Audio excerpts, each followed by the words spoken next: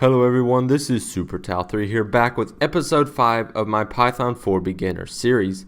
In this episode, we're going to be taking a look at functions, one of the most important things that you will ever use in your programming journey, whether it be in Python, Java, C#, C++, C, Go, Dart, or any of the other languages that you'll ever be using.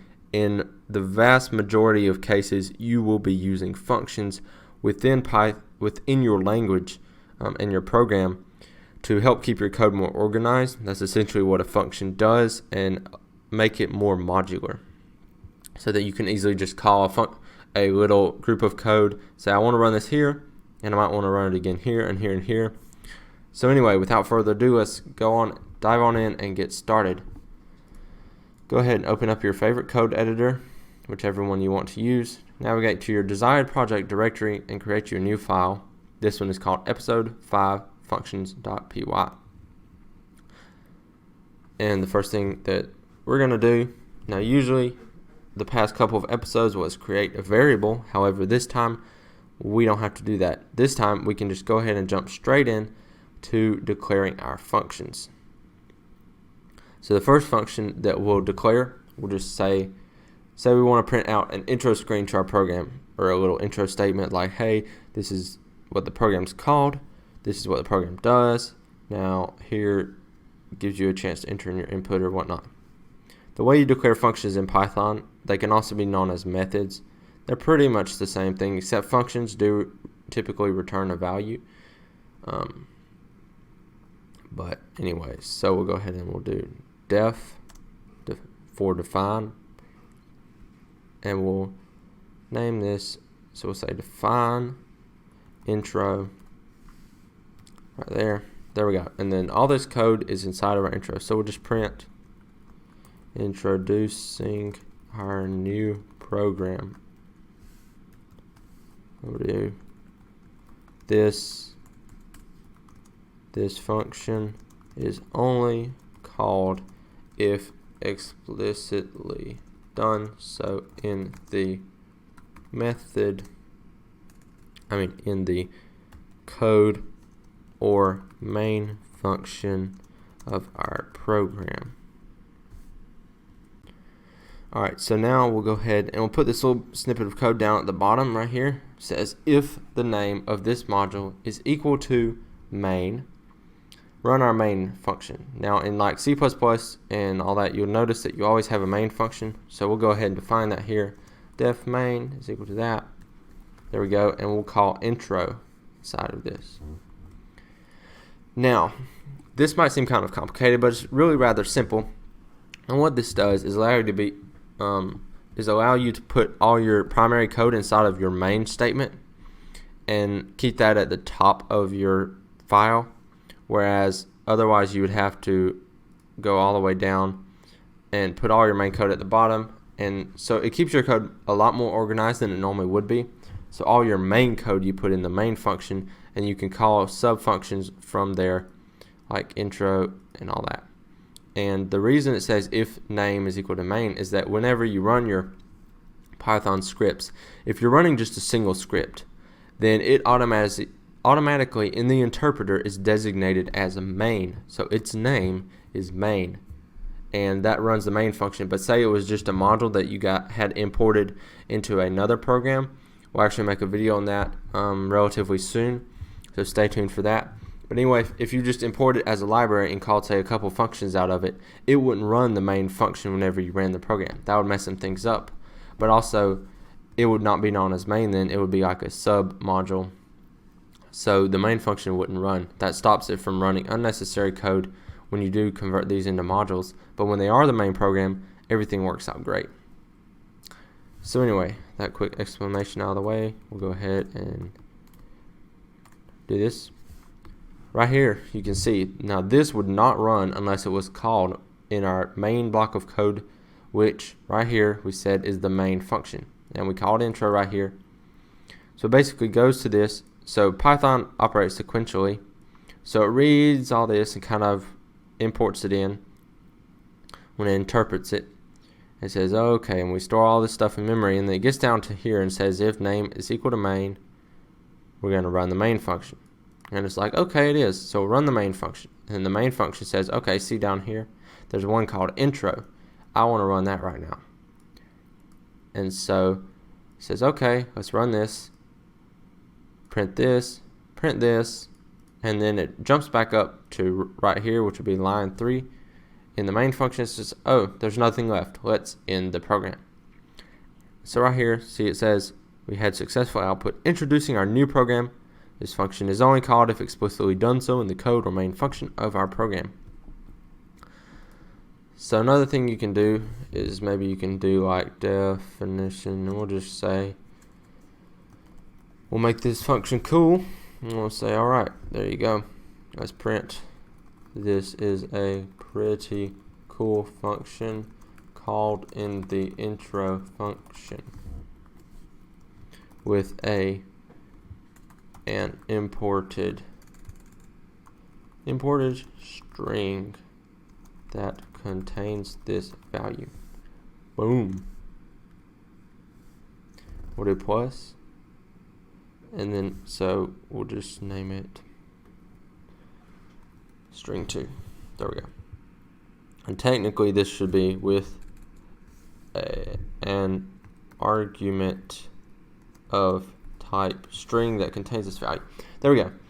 So what this basically does right here is this just prints it out, and we're going to call this right here, we'll say cool right there. But now with this function, I want to show you how you can pass arguments into a function instead of just running an empty function like that. So with this, we can put it in like here, like so, and we'll just put in a string called string. We'll pass it in, and we'll say the value of this is called string 2. This is only going to be valid inside the method. Right there you see the squiggly lines go away, and then that allows us to pass in something right here. So let's pass in a type of string, and we'll just say cool beans. There we go. So this right here that we just passed into this method, we said, okay, we're going to run the cool method, but we're also going to say we're going to send this little bit of information to it, designated right here, string 2, which we said string 2 is equal to cool beans. So then it takes that and kind of stores it locally in this function, and it says, okay, well, we're going to store that, and then right here we have it run string 2. Okay, string 2 is equal to cool beans because that's what we told it it's equal to. We'll go ahead and run this so that you can see how that works. There we go. It says the argument says cool beans. We can change this. We can even make it another variable, which we'll do so right now. We'll just call it string 1, and then up at the top, this would be our global variable. We'll name string 1 is equal to, this is string 1 used in the argument for the cool function singular. There we go.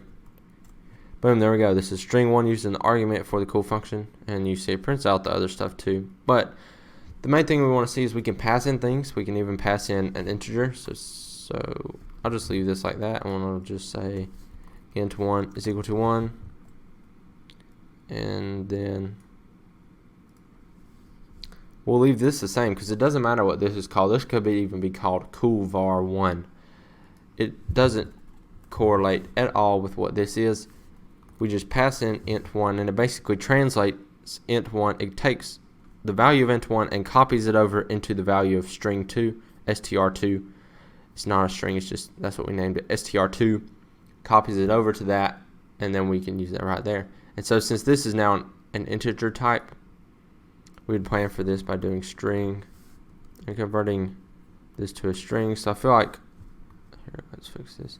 I feel like we should probably change this name, so we'll just name it to cool1 right there, and right here we name it to cool1. There we go. So now if we run this, it just says 1 right there. That's all it says, because int 1 is equal to 1. We say, okay, we're going to send this value to the function cool when we run it, naming the value of int 1, and then cool says, okay, we're going to store that value as cool1 in the bucket of cool1. So they copy it from int1 stored in cool1, and then we're going to use it right there.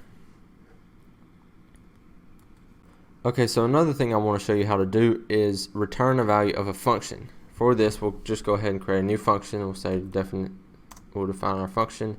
We'll call it square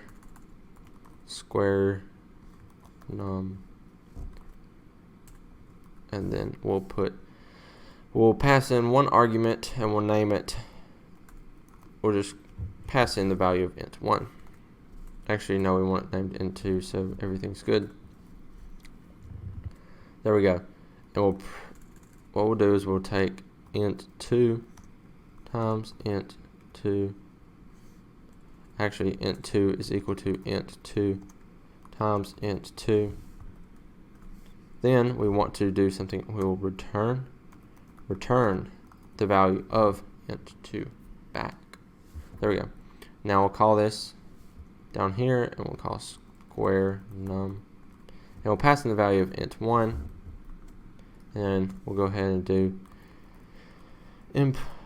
we'll do int1 is equal to enter a number to square. There we go. So this will return int2, and then when we do this, we'll say int1. So the new version of int1 is equal to the square numbered function, the output of whatever square num returns after we pass the argument of int1. So we'll go ahead and run this right there, and we will square the number 2. Blah, blah, blah, blah, bad, bad, bad. This is bad. You know why? This is a very simple mistake. It's because I forgot to say explicitly that this is now an integer. There we go. So that's 0, like best practice. So that's just a little mistake that I make every so often. There we go. Cannot multiply sequence by non-integer of type string. So this thinks that this is a string. Maybe if we do this, if we do integer. So we got to specify in here too, apparently. Now let's see what happens. There we go. Yeah. Print int1 as a string. There's a lot of like type conversion we're doing right here. Okay. What's up with that? Oh, I forgot a parentheses. There we go. Everything's fixed. Ta-da!